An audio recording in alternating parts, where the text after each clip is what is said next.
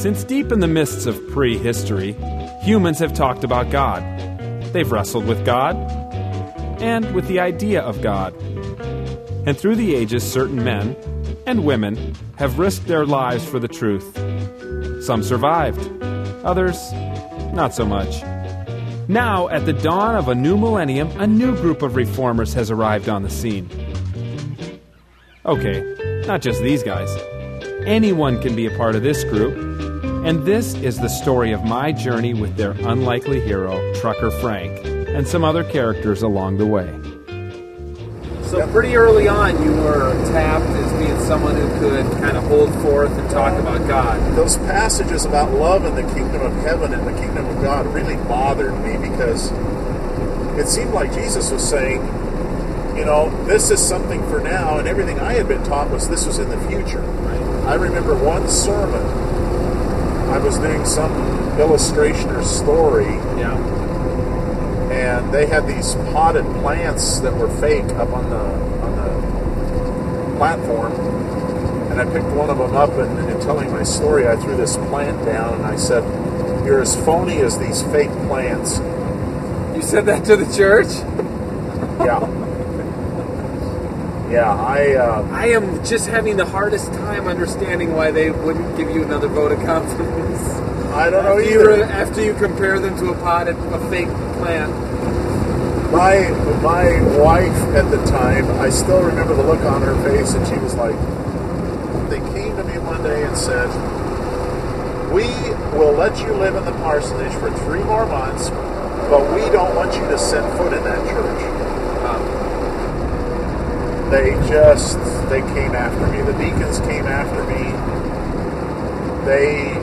I had a deacon slam a Bible shut, and all I was doing was reading out of Timothy, the qualifications of pastors and elders. I was starting to raise some questions. Yeah. Look at this little town. My, oh my. This is the downtown part.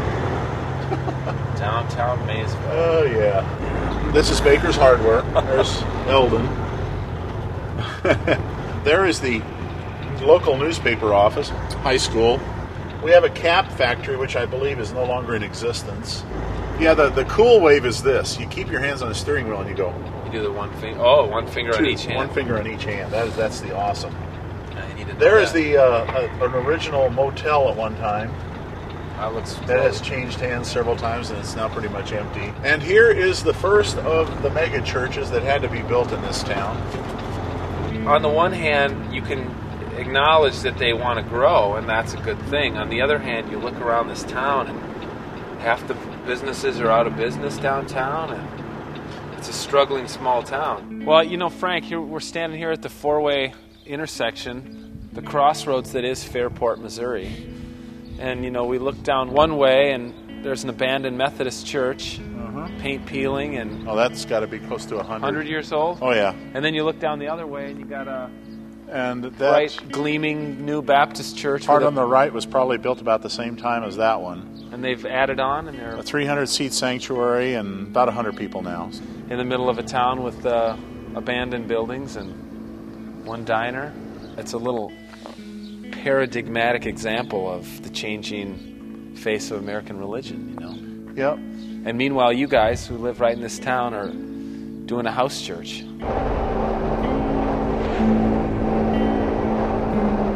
You seem to be like a moth to the flame, dude. You know what I'm saying? Well, you're like the guy who keeps going back to the girl who breaks his heart, and then you go back again and again. I am an eternal optimist. This little Baptist church comes along and offers me $70 a week. But I had the freedom to say what I wanted to say. They were struggling, but they were fantastic people. Yeah. That church, it grew. We had a lot of interaction and openness, and the one thing I realized when I was there was that these people were qualified to do the work of the ministry. They didn't need to have a paid pastor up there. The problem was they didn't know it. Right. They didn't know that they were qualified, that they had all of the gifted people there in their body. Yeah. God puts people in an area, He puts gifts there, when those gifts are allowed to manifest themselves, and when the people begin to do the work of the ministry, Ephesians chapter 4, beautiful things happen. The people draw closer together. They know about each other. Yeah. The Spirit is allowed to move. So you were starting to be disillusioned, Oh, yeah. even though you were in the midst of ministry and leadership, Oh, yeah. and then your marriage fell apart. The marriage, and that's when you started driving a truck. The marriage falling apart became a convenient excuse to get out of the church and try and find something else. I hated it.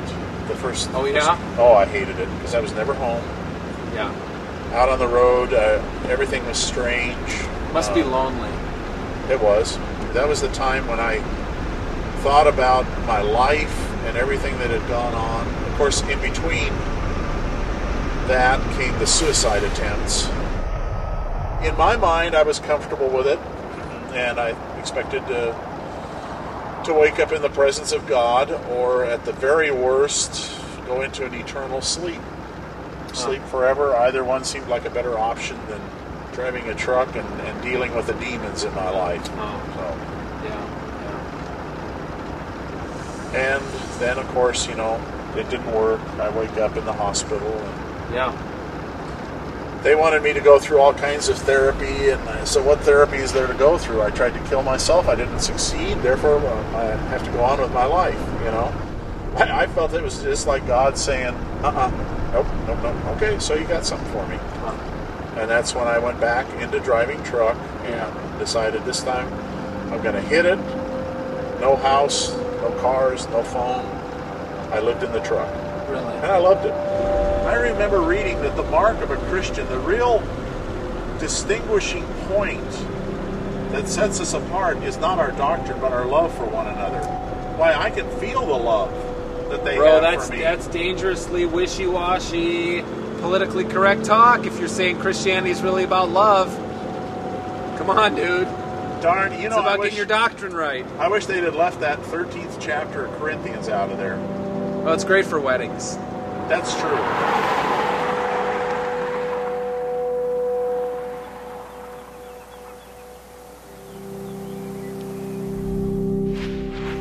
Frank lost his faith in the church and found his faith on the road. He may be just a trucker, but he's one of the best examples of a new Christian that I've found.